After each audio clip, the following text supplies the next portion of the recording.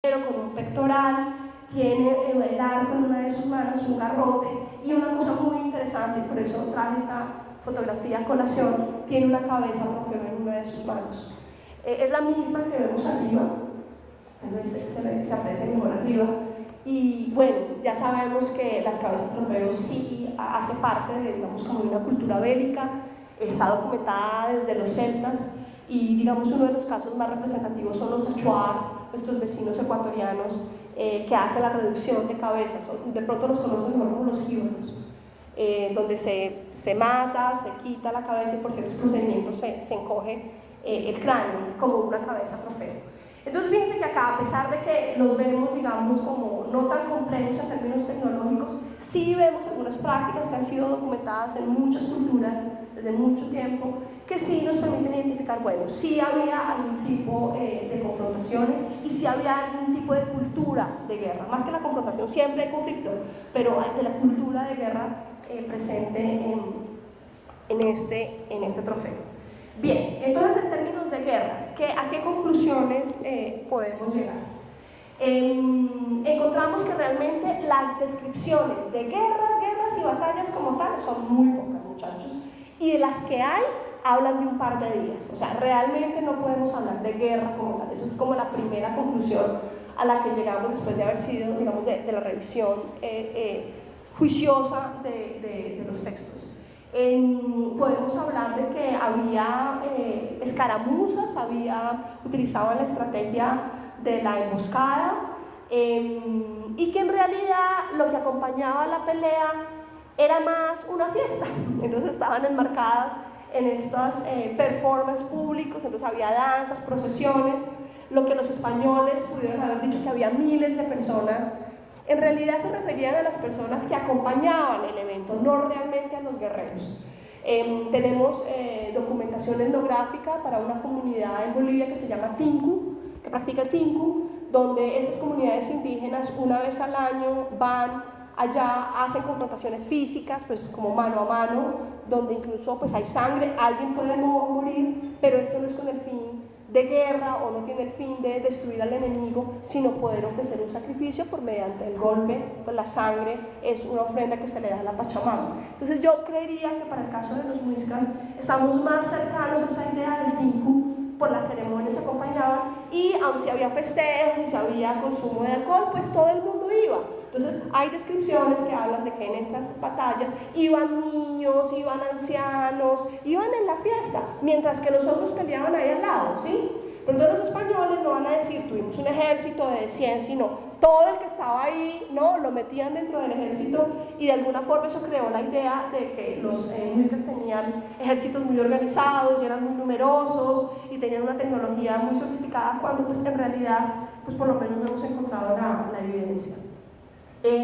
Lo que sí parece ser una de las razones por las cuales sí hubo batalla es la posibilidad de poder tener vasallos y el tributo. El tributo sí parece ser importante. Se sabe que esas provisiones que se utilizaban en la guerra estaban en la casa del cacique, o sea, nuevamente, él es un excelente administrador, recuerden, y que él podía movilizar a la población, no para que lo apoyaran en la guerra, los movilizaba para la fiesta.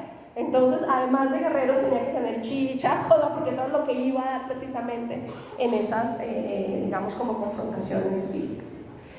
Bien, entonces, podemos decir que en términos de mi historia, hablamos de una reconstrucción ceremonial de las guerras, nuevamente muy similar a lo que sucede con las fiestas. Eran eventos públicos, eran eventos colectivos. Y acá hay una cosa que, digamos que es un poquito arriesgada de mi parte, pero pues que la evidencia lo dice como tal. Incluso no podríamos hablar, por lo que las fuentes históricas nos dicen, o lo que yo pude revisar, es que ni siquiera podemos hablar de guerras en cacicazgos. Los casos arqueológicos documentados de cacicazgos hablan de una guerra más voraz de la que encontramos para los muiscas. Yo sigo, digamos, la descripción que Elsa Redman habla sobre guerra tribal y me caso con esa definición. Es una guerra muy relajada en términos de que realmente no es violenta, no busca la aniquilación del enemigo, busca más bien como la solución de ciertos conflictos, pero ese conflicto es mínimo. Lo que es importante es mantener el aliado, por eso hay la fiesta y por eso hay la ceremonia. Nos peleamos medio tal, pero tranquilo, venga, ahora luego le doy chicha, luego fresca, mantengamos la relación en buenos términos. Y evidentemente la razón, que es que en términos arqueológicos, pues la preservación nos mata, ¿no? Ustedes saben que muchas cosas pueden haber existido, pero si no se conservan, pues nunca vamos a saber que existieron. Y sabemos que la cultura material de estos grupos estaba hecha principalmente de hueso y de madera, no metal. Entonces, pues bueno, esto hace pues, que puede ser que sí hayan tenido una industria bélica sofisticada, pero en términos arqueológicos, pues no la hemos encontrado aún. Entonces dejo eso ahí como en paréntesis. Lo que sí, a mi modo de ver, sí es diciente es la evidencia ósea, porque esqueletos sí tenemos. Entonces, si realmente existieron estas confrontaciones a la escala que los españoles describen, pues encontraríamos esqueletos con trauma. Entonces, con huesos, por ejemplo, en esta parte de acá, que es la parte de las costillas, y eso pues están los órganos. Si yo quiero matar a alguien, no lo voy a coger en el tobillo, voy a la cabeza o a un órgano, porque es que ahí es donde lo elimino. Entonces, en términos óseos, no hemos encontrado realmente fracturas o traumas que nos permitan poder identificar confrontaciones permanentes. Por un lado, sí lo encontramos, por ejemplo, los españoles con seguridad sí dejaron trauma, ellos tenían espadas y tenían municiones. Entonces, de pronto, en guerras con extranjeros pudo haber dejado trauma, no lo hemos encontrado aún, pero sí de pronto entre los mismos muiscas sí pudo haber existido conflicto, pero como peleaban con lanzas de madera y eso, ese tipo de armas no necesariamente deja huella en el hueso. Eso es algo que no esté, no, puede ser también por las condiciones de la tecnología.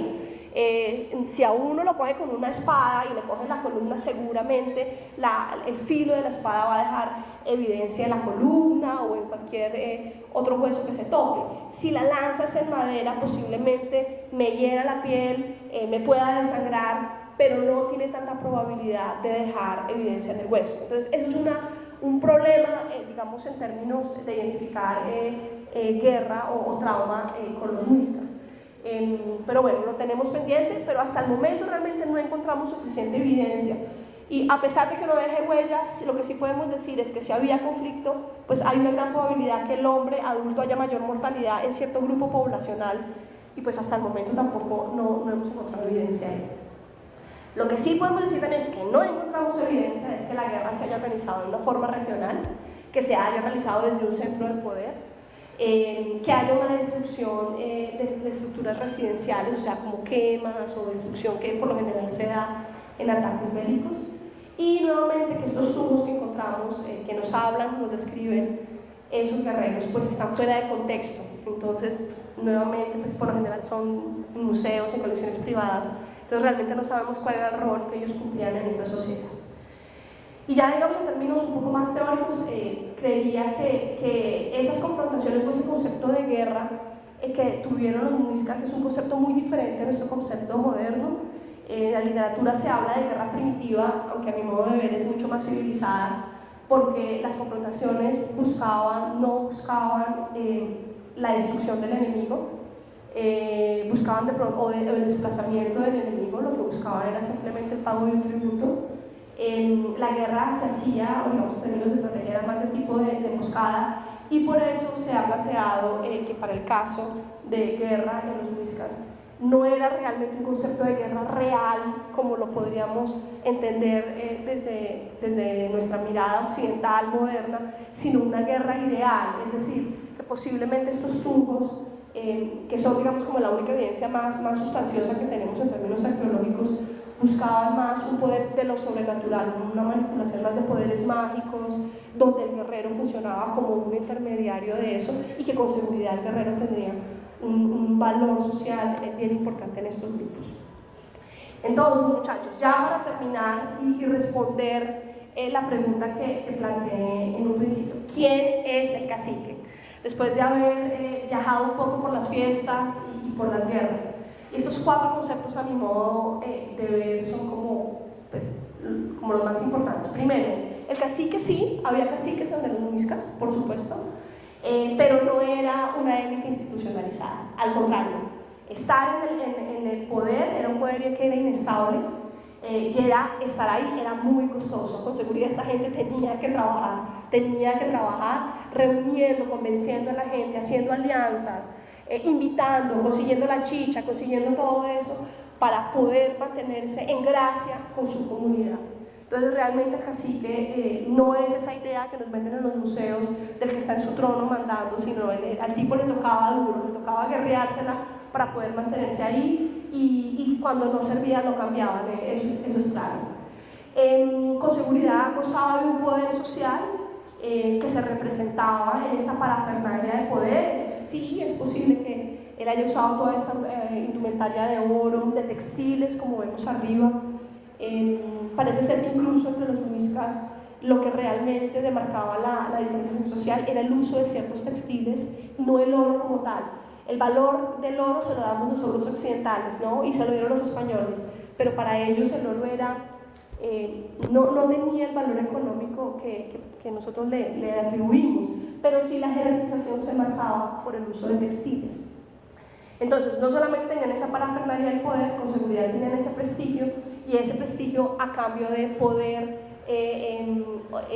convidar a la gente, convencerlos, convocarlos para todos estos eventos, estas ceremonias, siendo un excelente anfitrión, por supuesto, y siendo muy, muy justo en la administración de eso. Entonces, podemos decir, a mi modo de ver, que el cacique en realidad tenía poder porque dentro de su comunidad operaba el principio de reciprocidad.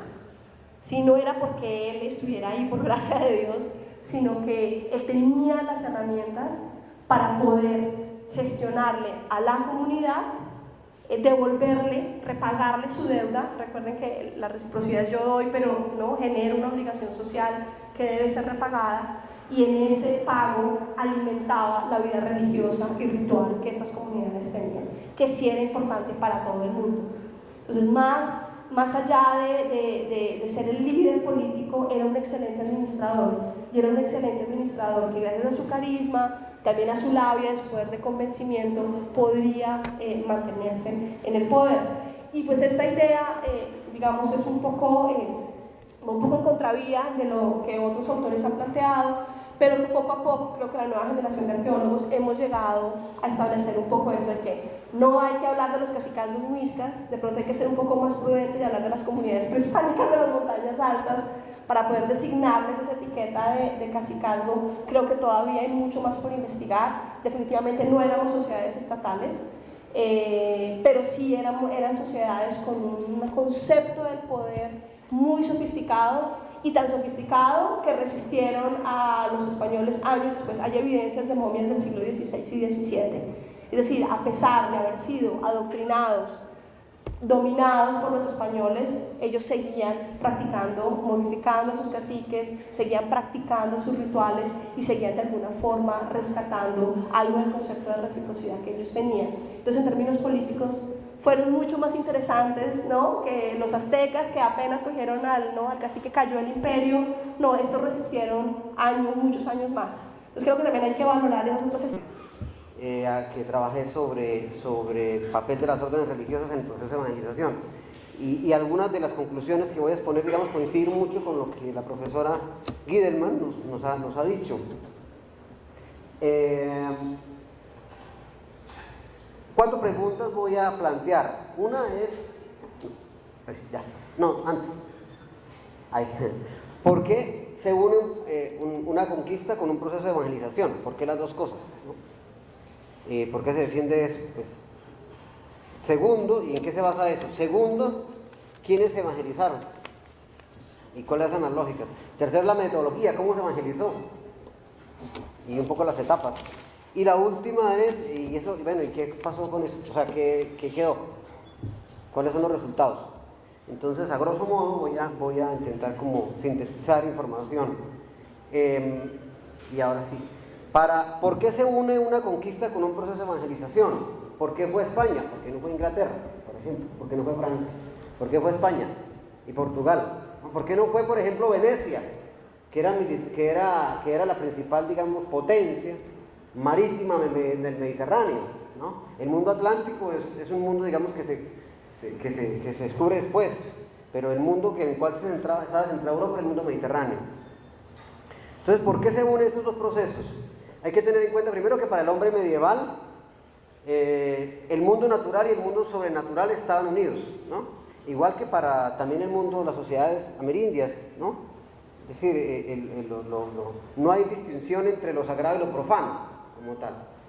Eso es un concepto moderno, un concepto que nos trae la ilustración, y de hecho es muy nuevo, pero la mentalidad de esta gente era de que el mundo material, el mundo natural, el mundo supranatural estaban unidos.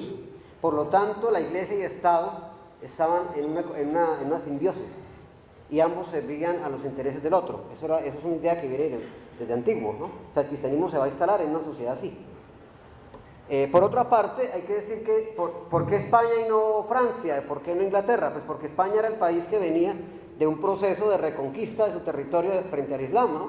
800 años de guerra con los estados, aquí es un poco como el proceso de reconquista, con los estados musulmanes, y digamos que generó una cultura de combate, o una cultura de lucha por su fe. O sea, estaban en esa tónica 800 años, mientras que otros países. Para el pueblo español, pues conquistar implicaba también la crisis religiosa se va a desembocar en la Reforma Protestante, que es de 1500 años, comienzo del siglo XVI, y no entra España ni entra Portugal, ¿no? La Reforma Protestante entró inclusive a Francia. Después la contuvieron, pero a España y Portugal no entra, ¿no? O sea, hay una... ¿Por qué? Porque había un catolicismo, digamos, estructurado muy fuerte y, digamos, reformado. Esa es otra historia que después se cuenta, pero que hacía que, digamos, que si había un país que podía llevar su fe a otro lado, imponerla, era España o Portugal, y ellos lo hicieron, ¿no? Ningún otro, digamos, que tenía las condiciones para hacerlo. Debido a esa alianza, no es una alianza porque la alianza es posterior, no están identificados, digamos, a esa simbiosis iglesia y Estado, pues obviamente y a esa mentalidad toda medieval, el rey, bueno, hay dos cosas. Una es que todavía se recurre al Papa como vicario de Jesucristo y por supuesto como más o menos como el arrendatario del mundo, el capataz, ¿no? Para que difiera conflictos. Y uno de los conflictos es cuando comienzan a llegar a las nuevas tierras, les van a preguntar, bueno, ¿esto a quién le toca?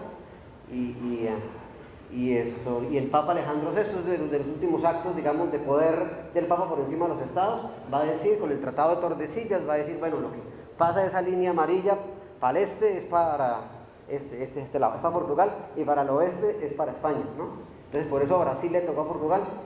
Nadie sabía qué había todavía, ¿no? Pero la cosa fue que Brasil, y teóricamente también la costa africana, ¿no? Le tocaba a Portugal, y de la línea para allá le tocaba a España. Digamos un poco entender las fronteras entre los dos imperios. Otro elemento que va a marcar la evangelización, ¿no? La evangelización la va a hacer una iglesia en Estados Unidos, pero con un estado de patrón. Eso se llama el patronato regio, el patronato real, que es una figura, digamos, especial. Digamos, el jefe de la iglesia americana no era el Papa, sino el rey de España, era el verdadero jefe. Todo lo que